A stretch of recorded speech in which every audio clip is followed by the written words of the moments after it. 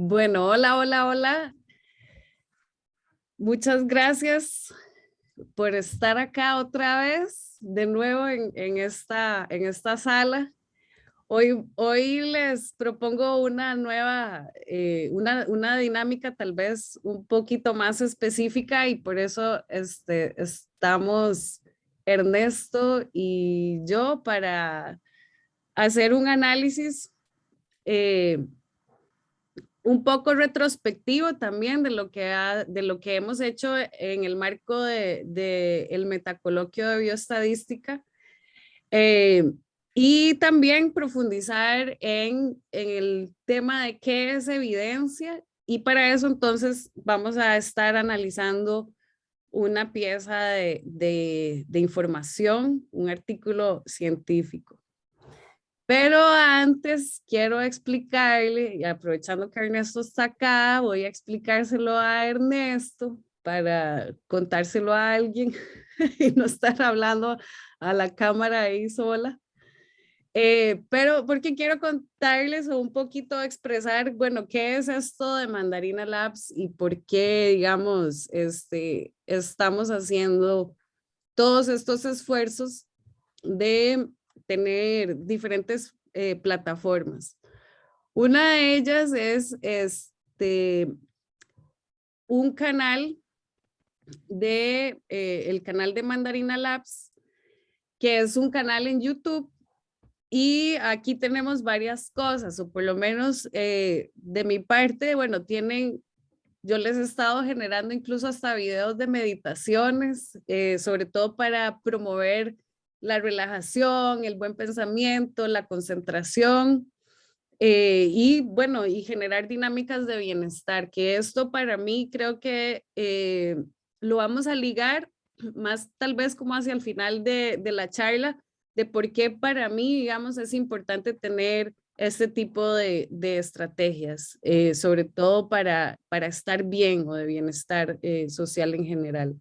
Lo otro es que esto es como un mensaje para mis estudiantes, para que sepan que acá pueden encontrar todos los videos de mis cursos, de mis charlas, de todo lo que es mi docencia en la Escuela de Bibliotecología y Ciencias de la Información actualmente.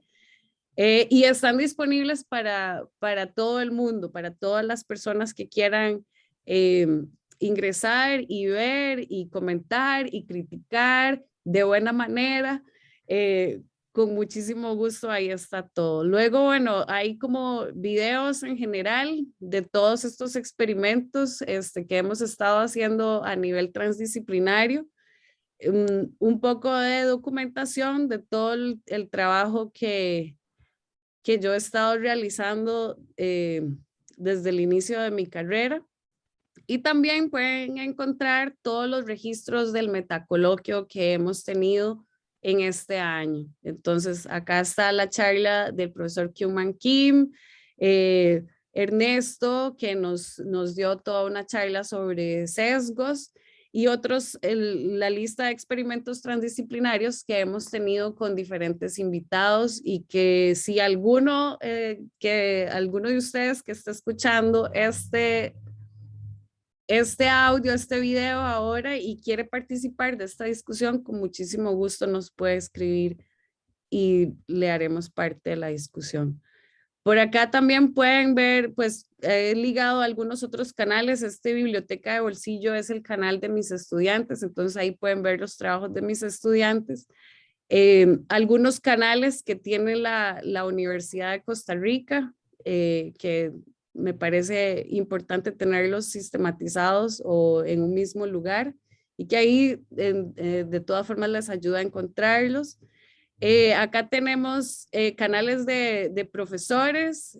Este es uno muy interesante, el de Fundamentos de Química Orgánica, que lo da Heidi Villalobos de la Escuela de Química y entonces ella también tiene un canal en el que pueden seguir. Y acá también les tengo otras mandarinas que es como canales de música, de arte. Este es de mandarín, entonces pues es un trabajo sobre todo que estoy haciendo, Ernesto, para sistematizar, para recoger o recopilar algunos elementos que me parece que pueden irse tejiendo, irse uniendo. Esto también, digamos, me parece importante porque, bueno, dado lo del apagón de la vez pasada, que se fueron las redes sociales y todo el mundo como que medio entró ahí en un descanso digital, diría yo. Pero bueno, en dado caso, para que sepan que, pues, si por alguna razón el WhatsApp, que también quiero contarles que hay un chat de WhatsApp en el que cualquiera que esté interesado me puede escribir y yo con muchísimo gusto lo hago parte de todo esto, y en especial ese chat pretende ser toda una estrategia de colaboración y de construcción, de cooperación para entender eh, cómo tomar las mejores decisiones, tanto a nivel personal como a nivel colectivo, a nivel de país y a nivel global, ¿verdad? A nivel de planeta. Bueno, entonces, me voy a cambiar acá a presentarles, bueno, el artículo que estamos decidiendo entonces sería este, ¿verdad? De Ernesto, que, Sí. que bueno, el artículo fue, es producto de mi tesis doctoral. Sin embargo, esto fue cuando ya yo regresé a Costa Rica, que hice pues un esfuerzo adicional con mis estudiantes de estadística y se hizo esta sistematización que básicamente es una comparación de tecnologías en salud que revierten o que han sido investigadas, que han sido observadas, que han sido medidas y evaluadas para revertir un diagnóstico de síndrome metabólico. Entonces, bueno, primero, antes que nada, ¿qué es síndrome metabólico? Y síndrome metabólico, digamos que es un criterio, digamos, no necesariamente está, o podríamos hablar, y a mí en esto, en realidad, la palabra que más me gusta usar, más allá de enfermedad, es condición, aunque acá estamos hablando de un síndrome.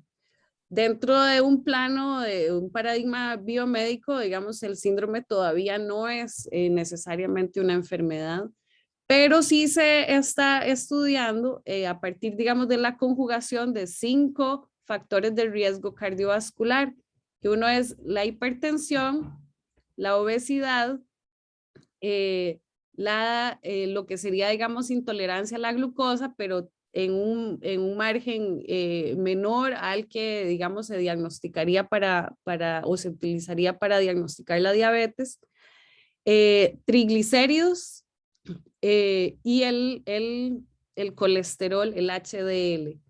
Entonces, si por lo menos 3 de ese conjunto de 5 factores están presentes en una persona, entonces se le otorga un diagnóstico por síndrome metabólico.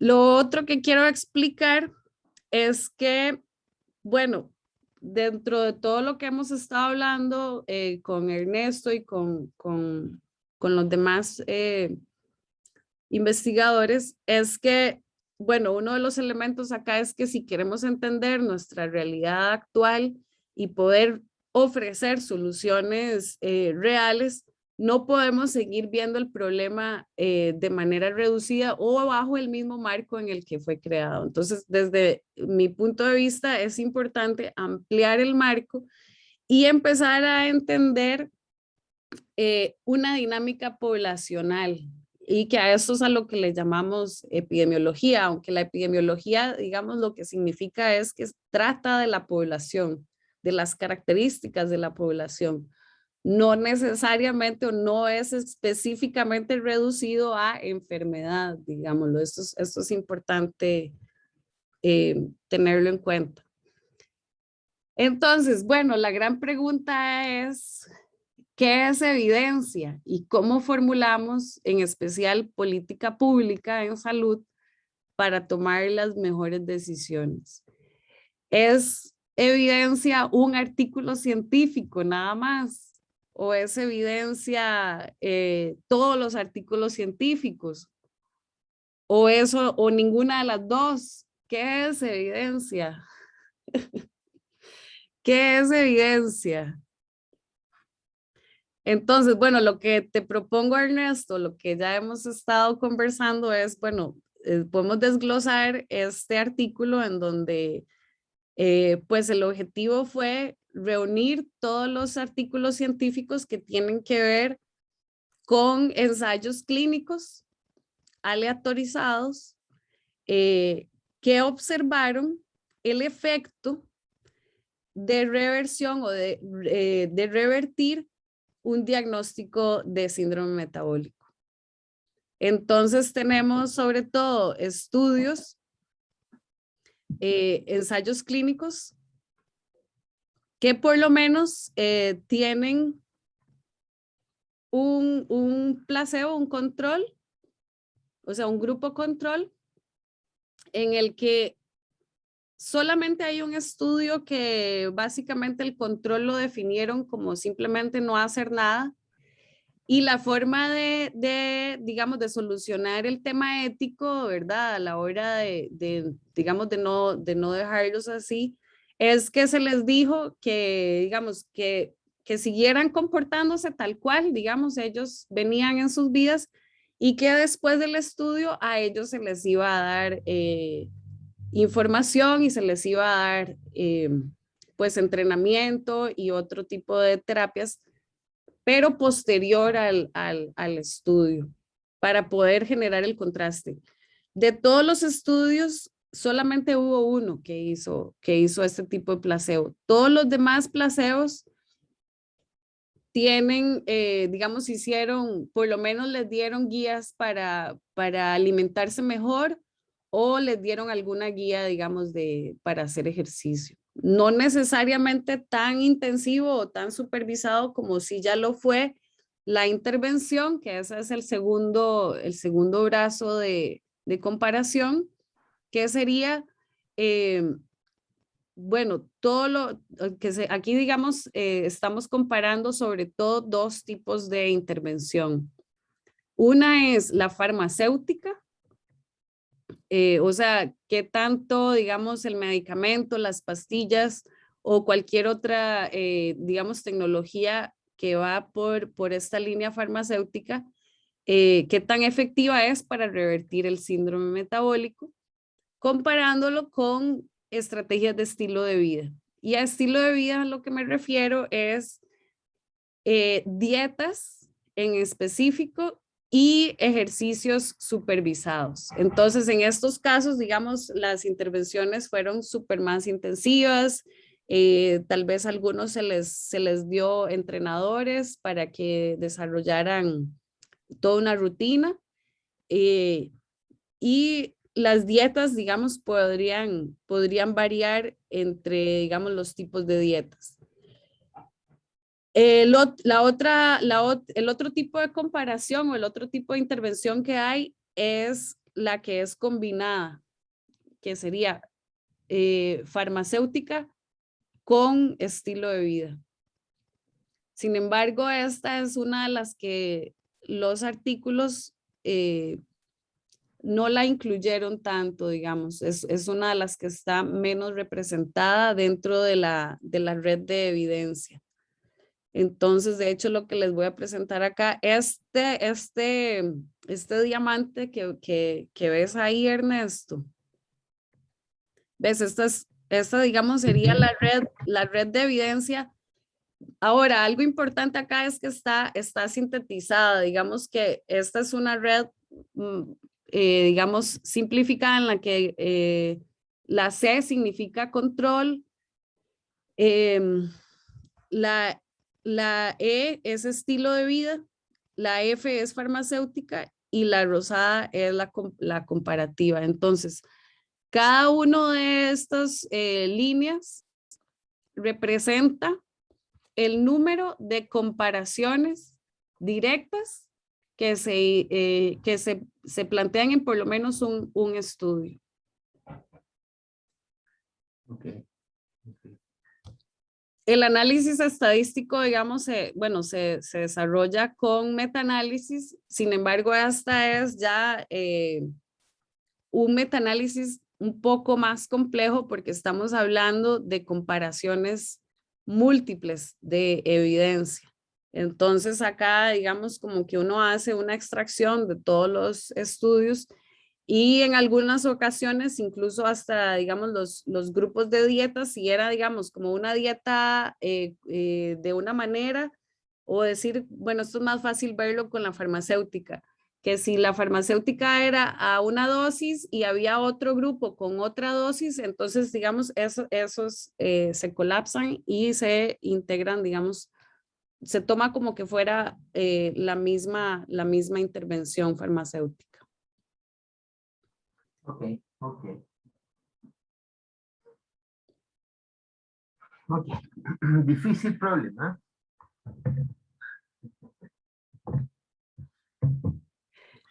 No, Pero entonces, vamos a...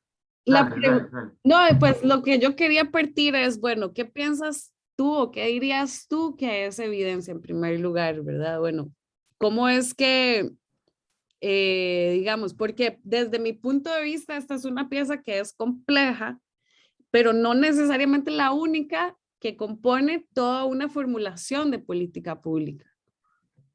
Entonces yo te diría, bueno, sin embargo, acá yo estoy asegurando, o por lo menos me aseguré al momento de la publicación, de yo haber localizado todos o casi todos los ensayos clínicos que tienen alguna comparación de este tipo. Y que el outcome o el resultado era la reversión del síndrome metabólico. Entonces, que yo lo que iba a ver en el placebo, por ejemplo, en el control, es la cantidad de personas que revierten el síndrome. Y acá viene algo muy interesante, porque estudiar el control para mí es sumamente importante, porque te da trazas de la probabilidad de reversión de una condición por sí mismo. Entonces, Exactamente. si ese baseline o si esa base de partida es súper fuerte, entonces, pues acá uno ya a nivel estadístico empezaría a ver, bueno, pero entonces si no hacer nada, digamos, resulta ser efectivo, entonces, ¿cuál sería el valor agregado de una intervención? Y ahí es donde empieza esta dinámica de que entonces yo esperaría que en las intervenciones resulte todavía más contrastante. De acuerdo. Ok, ¿Qué piensas? ¿qué opino? Ya, tratemos de... A ver, primero son todas las preguntas bien complejas. Vamos a responder, yo creo que por hoy es por lo menos un pedazo y vamos a tener que quedarnos pensando en el resto hasta donde yo lo puedo concebir en este momento. A ver, lo primero que yo quisiera tal vez compartir es que no hay que olvidarse que esta mm, valoración o sobrevaloración de la evidencia para tomar decisiones es algo que hemos heredado. Esto está dentro de una tradición, alguna tradición que me gustaría partir mencionando por el hecho de intentar definir lo que se llama como la evidencia. ¿Ya? Yo tengo casi ninguna experiencia, salvo la colaboración contigo nomás, acerca de evidencia en cuestiones de salud. Yo más bien he trabajado cuando la gente aduce evidencia en cuestiones educacionales. Y una de las cosas que más me llamó la atención, primero, así como una primera aproximación, es usar la palabra evidencia en primera persona, perdón, en tercera persona. Uno ve los reportes, por ejemplo, internacionales del de la OECD, del BID, del Banco Mundial, que tienen que ver con educación, y siempre se habla de, se usan este tipo de expresión, ¿no? La evidencia dice tal cosa. Por ejemplo, la evidencia dice que si usamos eh, un, un método específico para enseñar matemática, entonces nuestros estudiantes van a tener mejores resultados en la prueba internacional PISA. La evidencia sugiere que hay que hacer tal cosa, la evidencia. Y lo que más me llamó la atención, después de al cabo de un tiempo, fue eso, que hemos creado en el lenguaje una entidad aparte de nosotros que dice algo, que señala. Es como que inventamos, para exagerar el punto, pero creo que no es tan exagerado, inventamos una deidad, una nueva deidad. Esta deidad nos dice hacia dónde ir. Y es interesante porque esa forma de pensar la evidencia, uno la puede rastrear, por lo menos lo que yo he logrado hacer, rastrearla hasta el siglo XVII en Inglaterra, cuando, ¿no es cierto?, hay gente, algunos filósofos que están más en la línea de Locke, en la cual, ¿no es cierto?, él plantea que nosotros, nuestra intelección, podríamos decir, yo sé que las palabras no son las más precisas, es una tabula rasa y que nosotros, ¿no es cierto?, a medida que tenemos experiencia con aquello que llamamos la realidad o lo que está fuera de nosotros, ¿no es cierto?, esa tabula rasa se va como alimentando de cierta información. Y hay un texto que me parece maravilloso, con un título que puede parecer no ad hoc, pero es muy ad hoc a lo que estamos hablando, que se publicó, déjame mirar, en 1696, por una persona que se llamaba John Toland, que trabajaba o que era contemporáneo de John Locke. Ah. Y el texto se llama Cristianismo no es misterio, o un tratado que muestra que no hay nada en el Evangelio contrario a la razón, ni arriba de la razón, ni debajo de la razón. Y hay todo un capítulo primero, digamos, el libro primero, que habla de los medios de información, cómo uno adquiere información, cómo uno va llenando esta tabula rasa con información. Y uno de esos medios es la evidencia. Y es el medio que, si, como dice Toland, no abusamos de nuestra libertad, nos protege del error. Y que nuestra naturaleza humana, por decir de alguna manera, está hecha de tal manera que nosotros nos podemos doblegar ante la majestad de la evidencia. Claro. Fíjate que es parecido a lo que hoy día se habla, ¿no? Cuando vuelvo de nuevo a los documentos oficiales de la OECD, del Banco Mundial, del BID, se presenta la evidencia, sugiere que hay que hacer esto. Un gobierno, un Estado, que toma en cuenta lo que dice la OECD, debe hacer tal y tal cosa. Se tiene que doblegar ante la evidencia. Y si abusa de su libertad y hace algo contrario a la evidencia, entonces va a caer, esa es la fuente primaria, dice John Toland, del error. Sería muy interesante continuar esa búsqueda más como conceptual o filosófica acerca de lo que significa la evidencia, pero es una de las primeras, no sé si hay algo más atrás,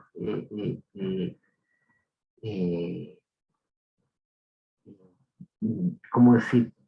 Referencias que yo encontré acerca de los medios de información y de persuasión. Y el más claro y menos sujeto al error, dice John Toland, es el que tiene que ver con la llamada evidencia. Eso es lo primero que se me ocurre decir. Bueno, después podemos, para la próxima, a lo mejor leer algunos de los textos de John Toland para que vean cómo él lo trata. Es muy interesante en todo caso, solo como una información adicional para que la gente se tenga curiosidad y busque. Son esos textos los que lograron poco a poco en el siglo después XVIII hacer un un interés por la lógica, Mm. porque la idea era controlar nuestra libertad, por lo tanto tener una cadena argumentativa que nos permitiera usar la evidencia para sacar conclusiones. Y por eso comenzaron a aparecer en el siglo XVIII y XIX, especialmente en el mundo anglosajón, el desarrollo de la lógica. Hay que llegar a inicios del siglo XX para que la lógica se separe y aparezca la psicología recién, ¿no? Pero bueno, es otro problema. Claro, ahí hay algo que quiero anotar y que va, digamos, tal vez un poquito antes de qué es evidencia y es también, bueno, cómo se construye la evidencia o cómo se construye un dato.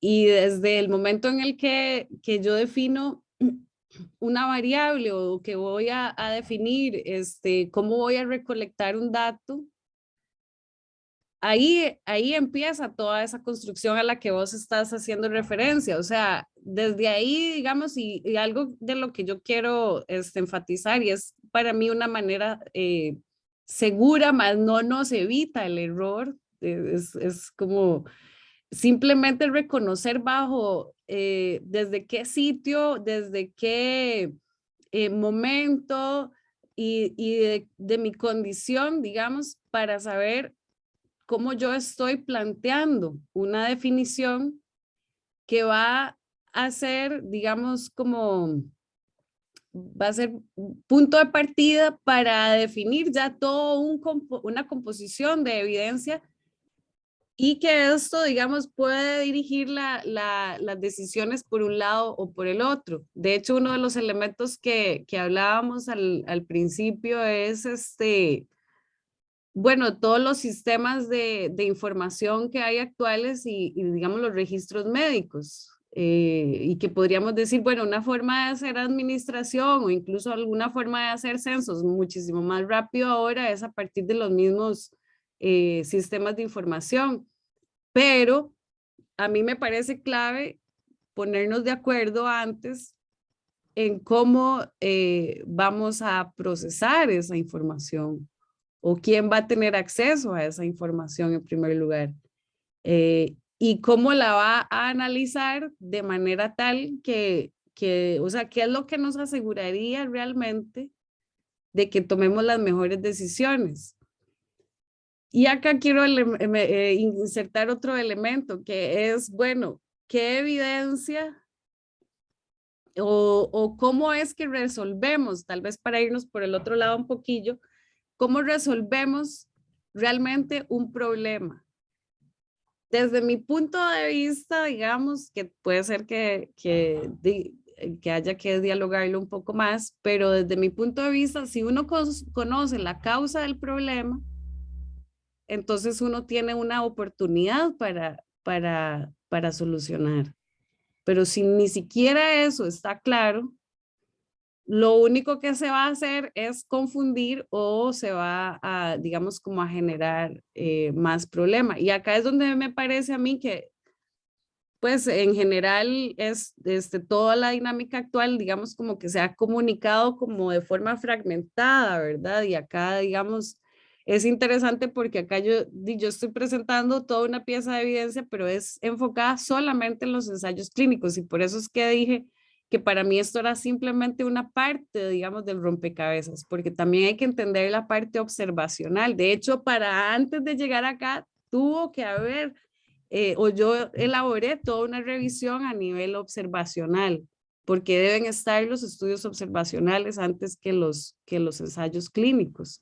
O por lo menos eso es como eh, tal vez un sentido lógico que yo agregaría, digamos. O sea, bueno, primero observar, conocer. Una vez que entendemos un poco el qué, entonces ahí ya vamos a ver cómo resolvemos. De acuerdo. O sea, yo estoy de acuerdo primero en que, porque, bueno, la manera la retórica que se utiliza para decir que las mejores decisiones deberían basarse en evidencia, hay que reconocer que esa retórica olvida o no explicita el modo en que se recolecta el modo en que se decide qué información recolectar.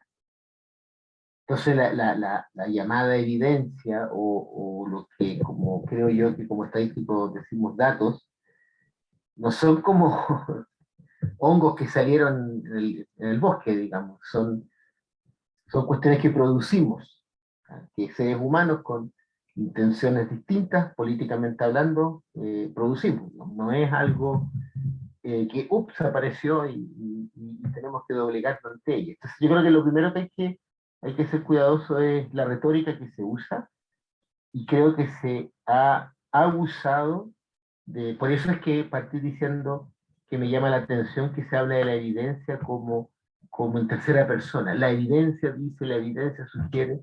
No, sí, no, honestamente lo que hacemos es, la evidencia que logré producir me sugiere que No nos eso hacemos deberíamos decir. responsables, es lo que estás No nos diciendo. hacemos responsables. O sea, la primera persona son el grupo de interés, de investigadores, o lo que, o como queramos llamarle, pero un grupo de interés que produce cierta información. ¿Ya? Eso es lo primero. Entonces yo creo que la primera cosa es poder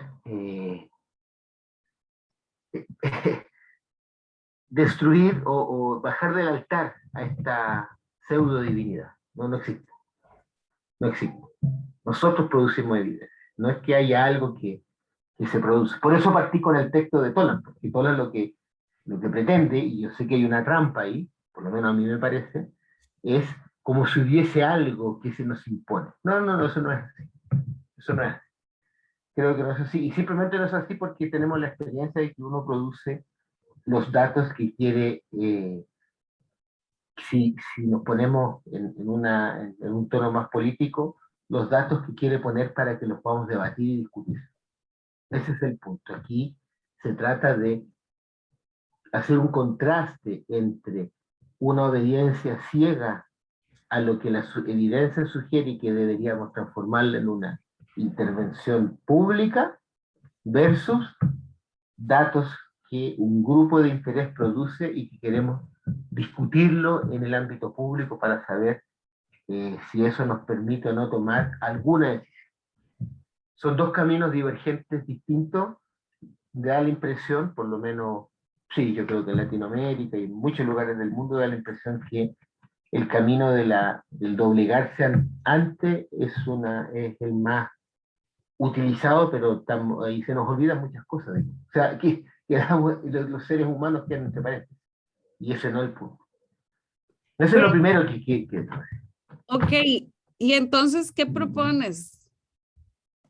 ya, mira, voy a usar una pizarra virtual, Claro, terrible, te voy a dar, simplemente para decir algo del problema difícil que está planteado, porque no es evidente el problema. De hecho, yo creo que vamos a decir un poquito, un par de cosas, y después vamos a tener que dejarlo para que podamos pensar más, ¿no?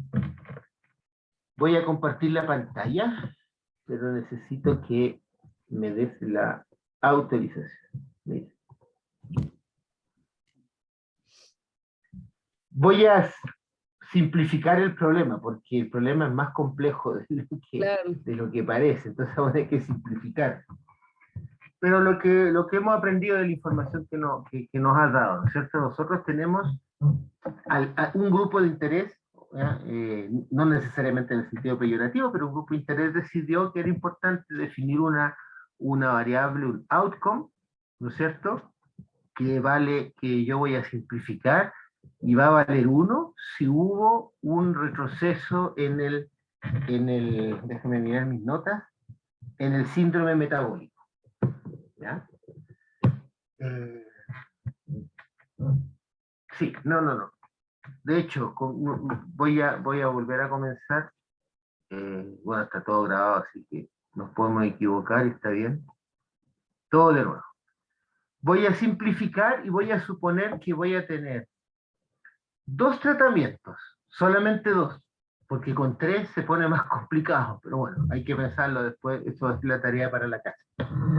Llamemos T igual a B, este va a ser, por ejemplo, va a ser el tratamiento que vamos a llamar, ¿no es cierto?, el estilo de vida.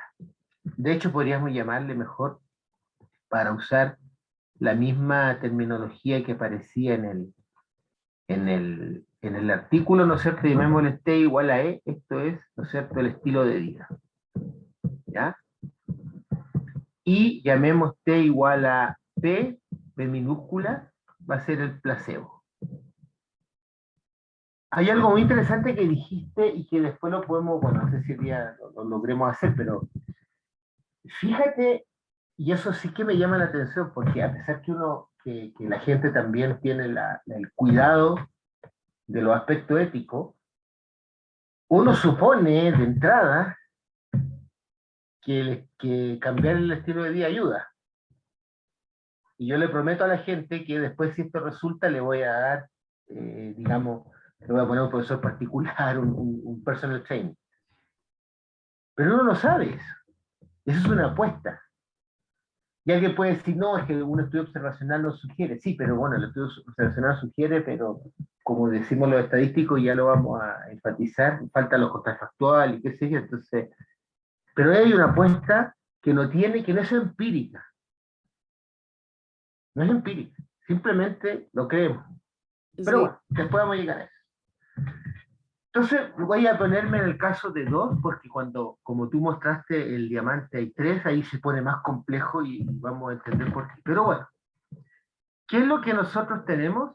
Tenemos un ensayo clínico controlado, un randomized clinical trial, y ese ensayo, bueno, en ese ensayo tenemos una variable que, por lo que tú nos explicabas, ¿no es cierto?, es la misma en todos los artículos revisados, esta variable el outcome, y voy a llamar IDT, ¿no es cierto?, que va a ser, para simplificar, una variable que tiene dos valores, 0, 1.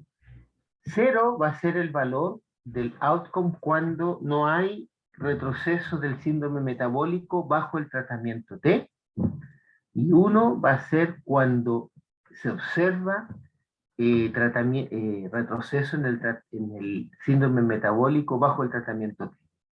¿Ya? Entonces, en particular, si estamos en el placebo, puede ocurrir, que no se observe retroceso en el síndrome metabólico, o puede ocurrir que sí se observa el retroceso, misma cosa cuando estamos en la intervención que llamamos estilo de vida.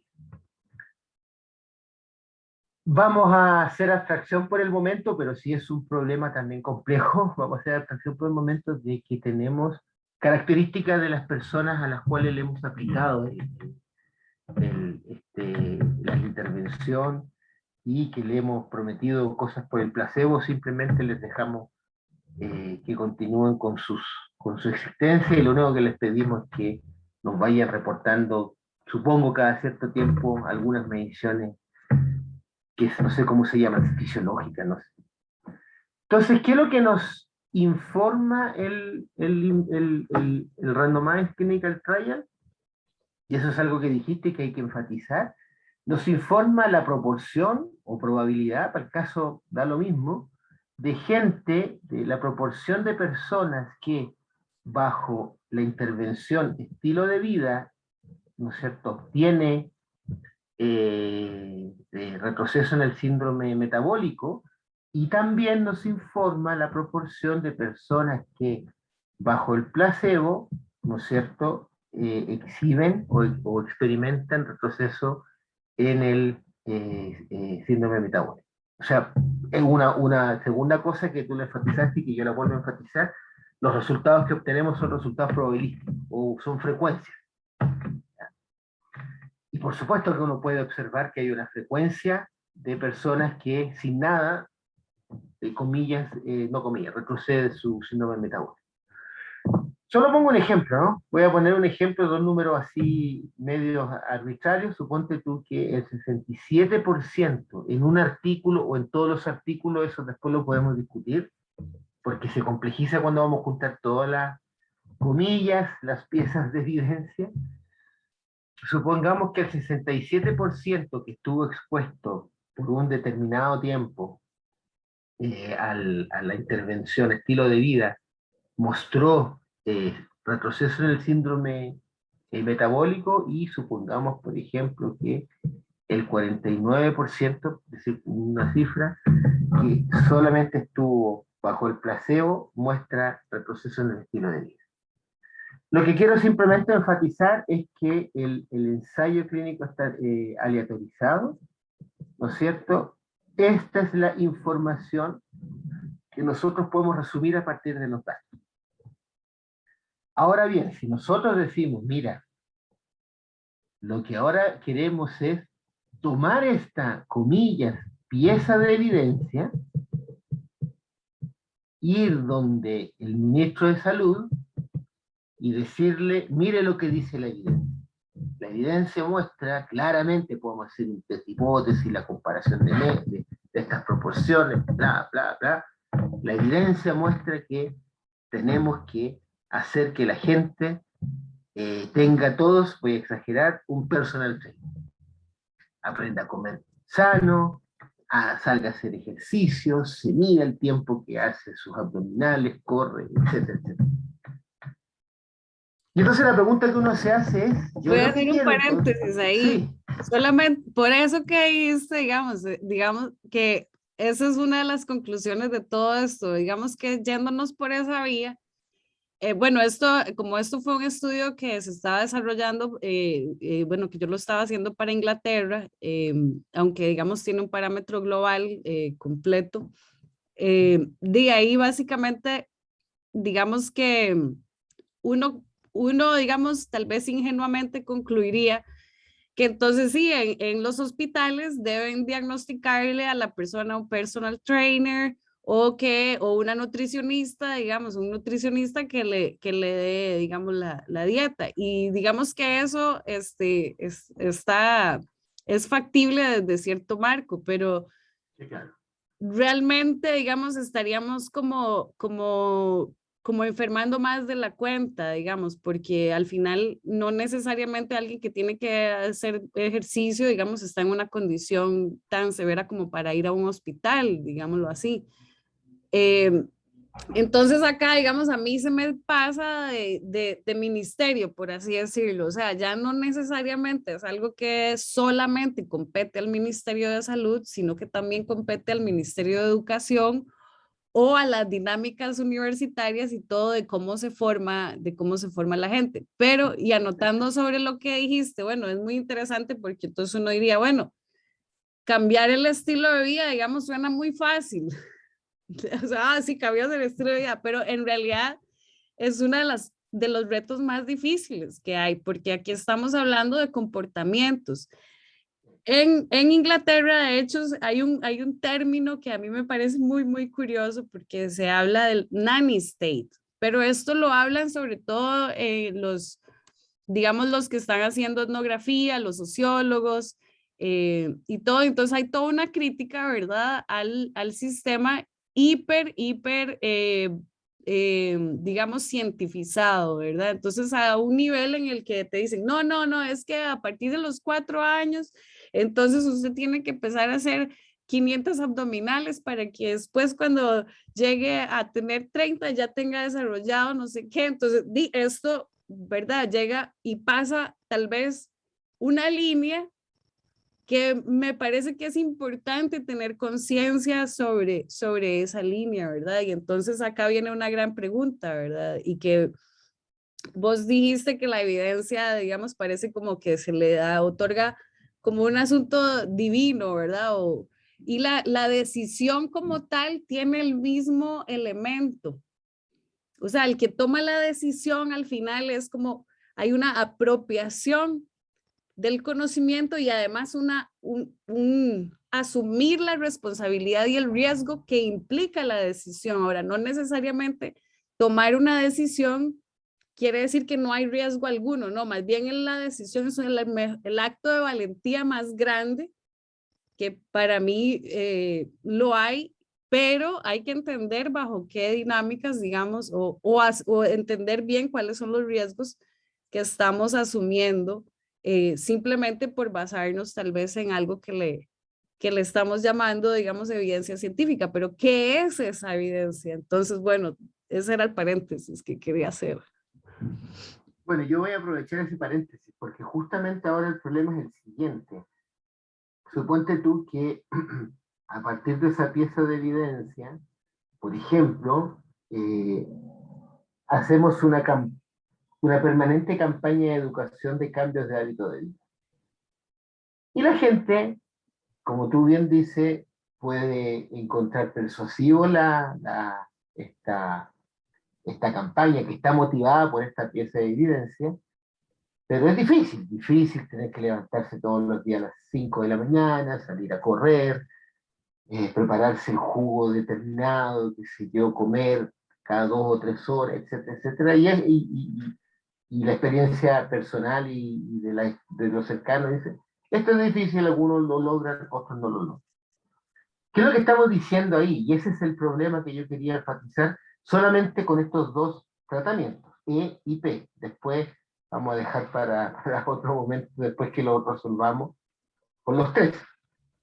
Que la pregunta va a ser, ¿qué podemos decir de la tasa y vamos a simplificar y vamos a decir, nos vamos a poner solamente en la población de las personas que, de las 5 características que tú mencionaste, exhiben 3 y por lo tanto tienen síndrome metabólico?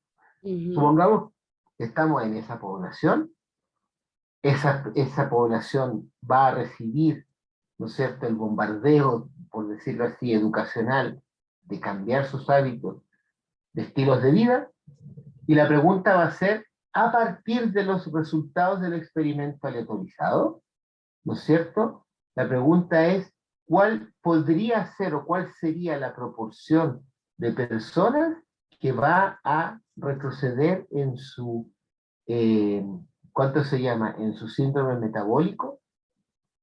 Si es que algunos tienen la voluntad y la disciplina para hacerlo, y otros se cansaron o simplemente no quieren participar.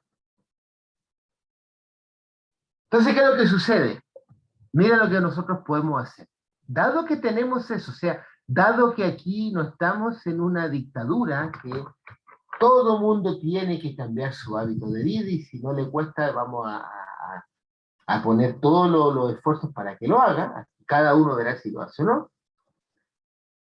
Entonces uno se hace esta pregunta, uno dice, claro, yo lo que tengo es, voy a usar esta expresión, una regla que asigna uno u otro tratamiento. Y vamos a decir que esa regla es, de alguna manera, la persona, el individuo, ¿no es cierto?, que dice yo sigo esto y salgo adelante, o esto no me interesa, no lo voy a seguir, o intento pero no lo voy a seguir. Entonces, ¿qué es lo que pasa? Que, dada esa situación, nosotros podemos concebir el problema de la siguiente manera. Cada miembro de la población de interés va a estar caracterizado por un vector que tiene 2 posibles variables de respuesta, 2 outcomes. Entonces yo tengo las personas que con el cambio de estilo de vida, perdón, sin estilo de vida y, digamos, sin el placebo, perdón, no, voy a volverlo a decir.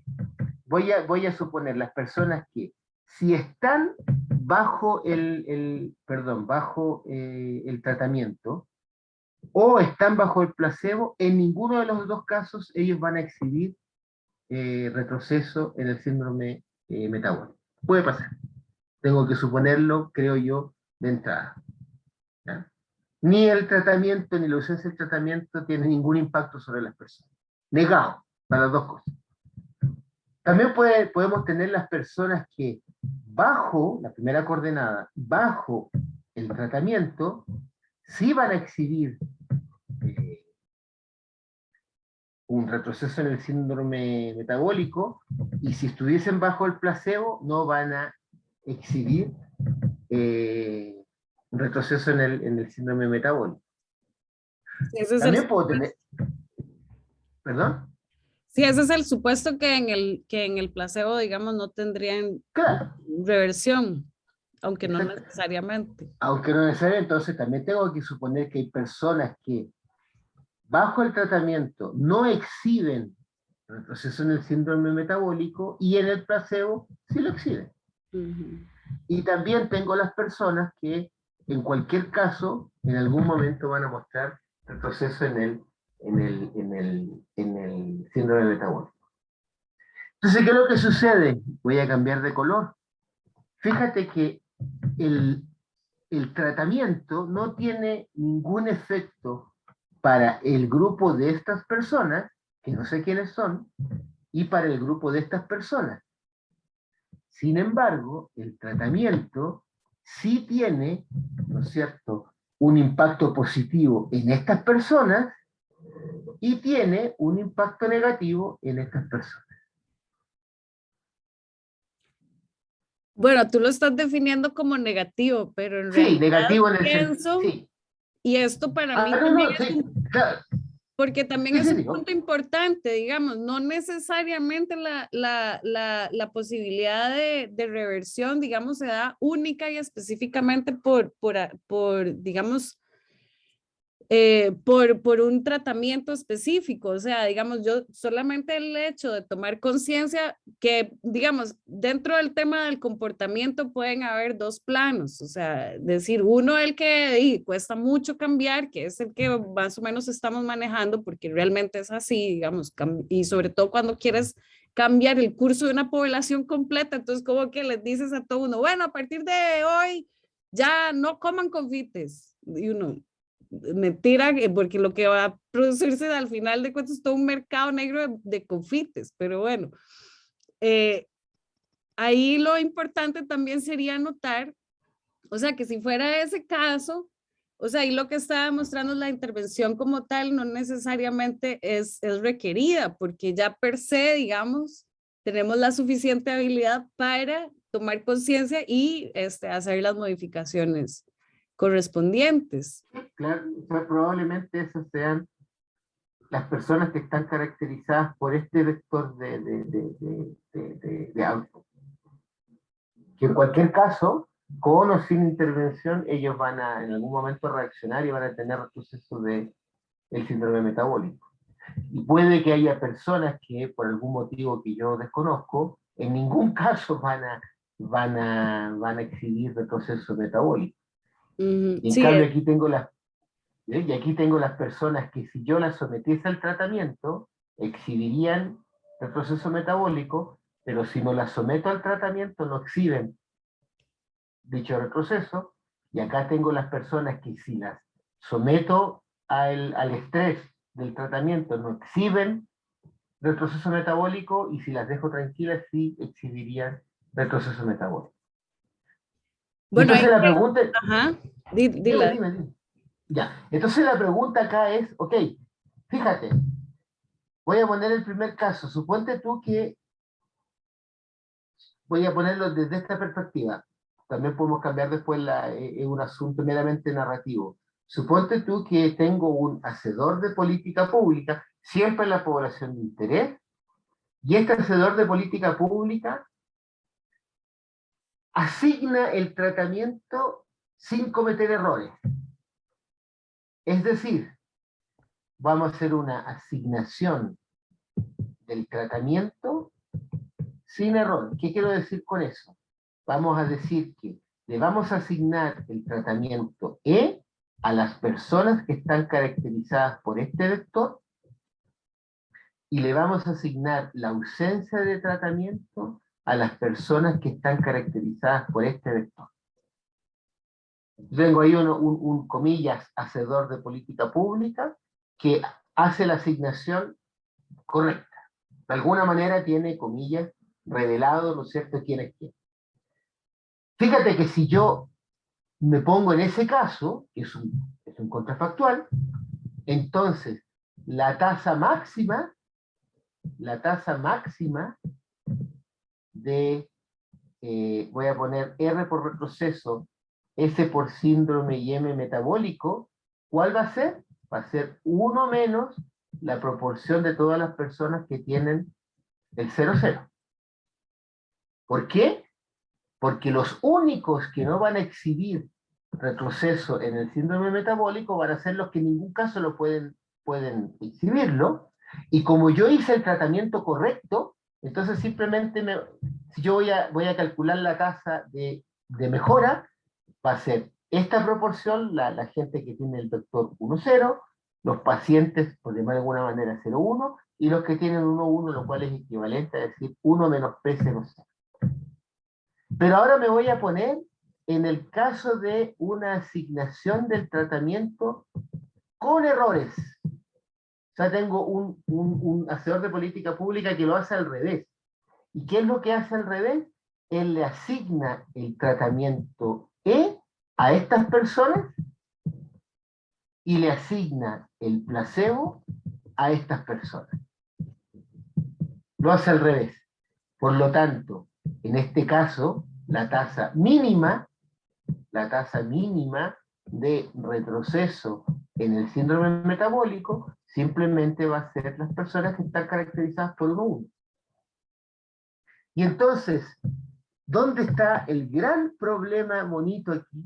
El gran problema, voy a ponerlo con rojo para que se destaque, que el experimento no me permite calcular esta distribución conjunta ni esta distribución conjunta, simplemente porque el experimento nos da la información de las distribuciones, como decimos en estadística, marginal.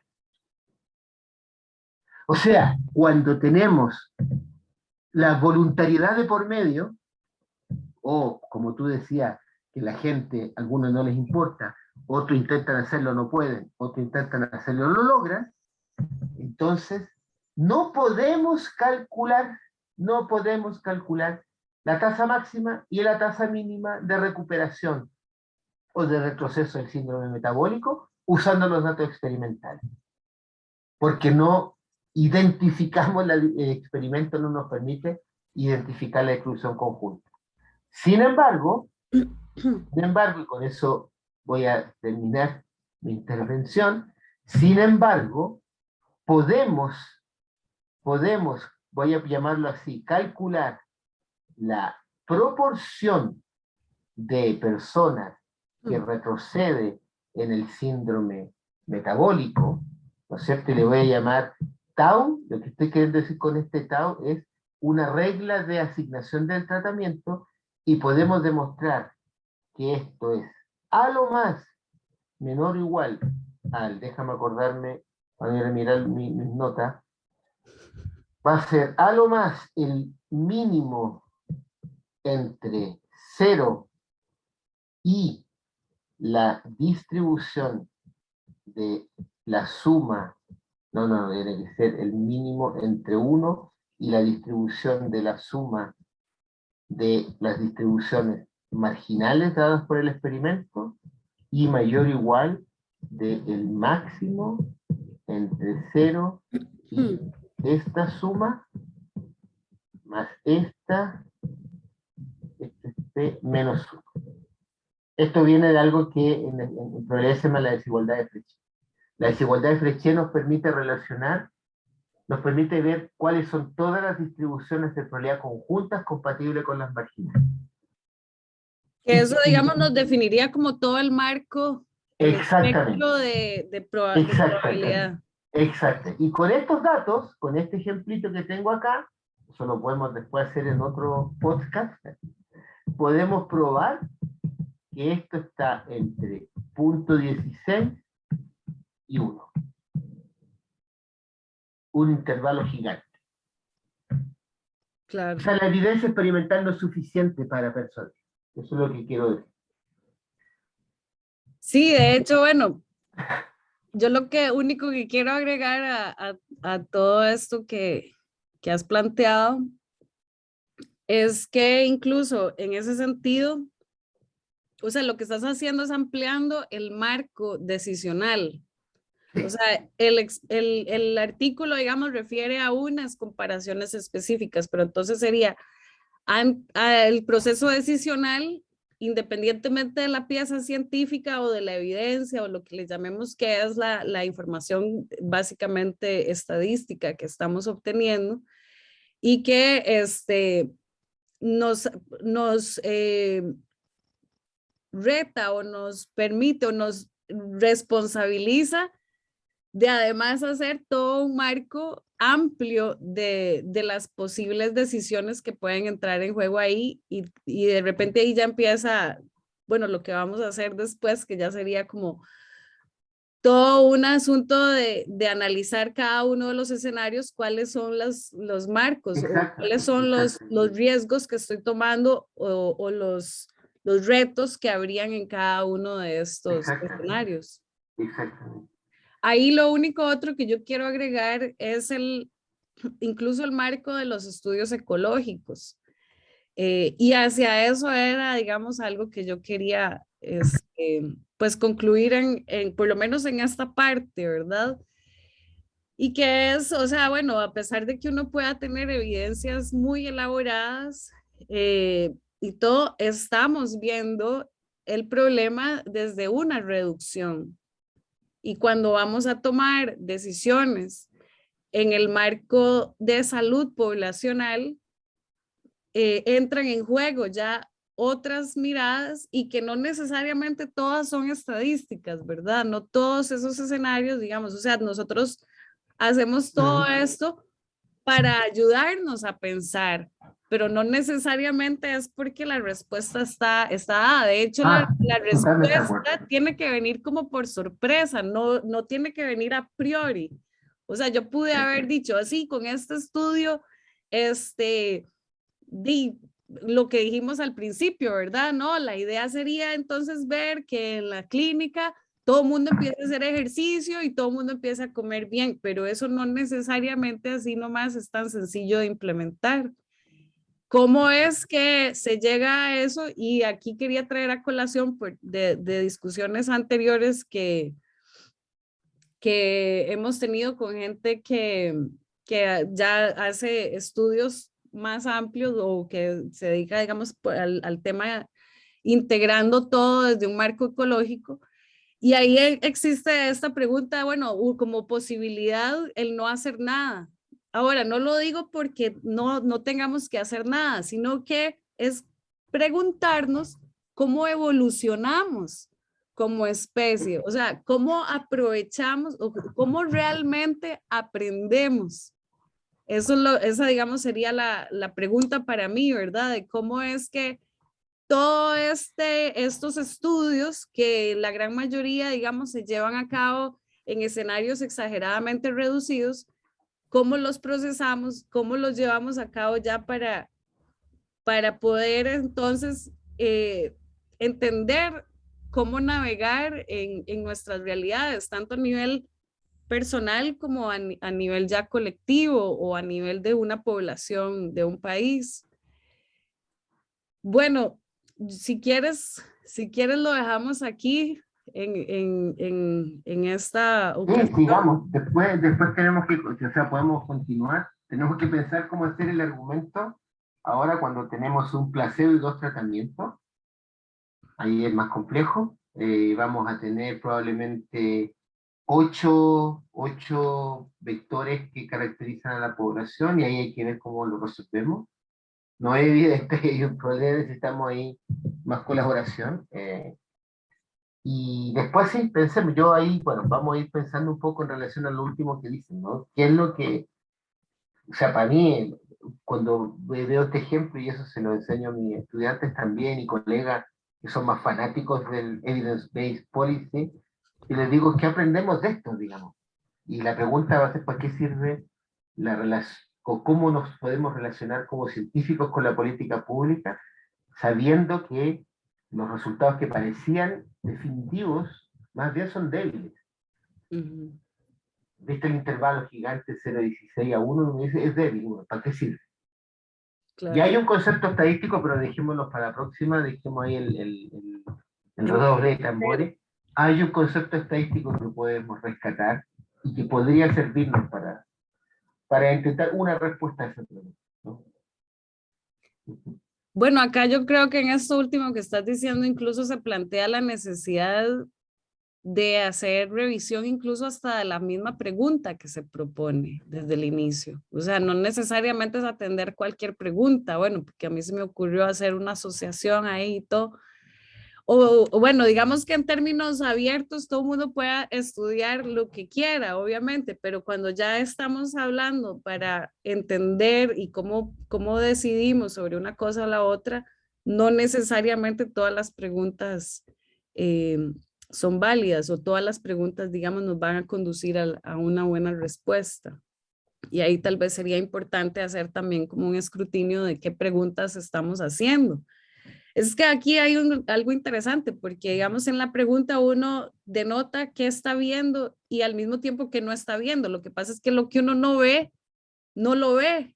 ¿Cómo definir esa otra parte, que es lo que de algún modo vos estás proponiendo como una estrategia para poder entender qué es lo que no vemos en estas piezas científicas?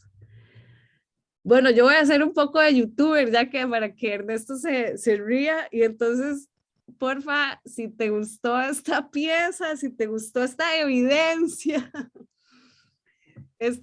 científica, solamente porque Ernesto ha participado con nosotros y porque estamos en el marco de una academia, pero también la idea es pues traducir toda esta información y pues si hay preguntas, si hay comentarios, pues sería Contradicciones excelente. también. Sí, exacto, sería excelente que nos las hagan llegar, que le den like, que compartan el video si les parece importante ser parte de esta discusión. Bueno, para mí es importante sobre todo entender o identificar a quienes les interesa esta discusión, quién quiere ser parte y quién quiere aportar también. Entonces, bueno, para eso estamos. A Ernesto agradecerle Muchas gracias también, aquí fue muy entretenido y enriquecedor la discusión. y también decir que Ernesto dirige un laboratorio interdisciplinario de estadística social, entonces, y que estamos proponiendo algunos eventos, tanto de capacitación, de cursos, eh, de preparación, de estrategia, entonces sería interesantísimo que pudieran hacernos llegar esos requests o esas solicitudes. Gracias. Chao, chao. Espérate para ver cómo hago esto. Aquí.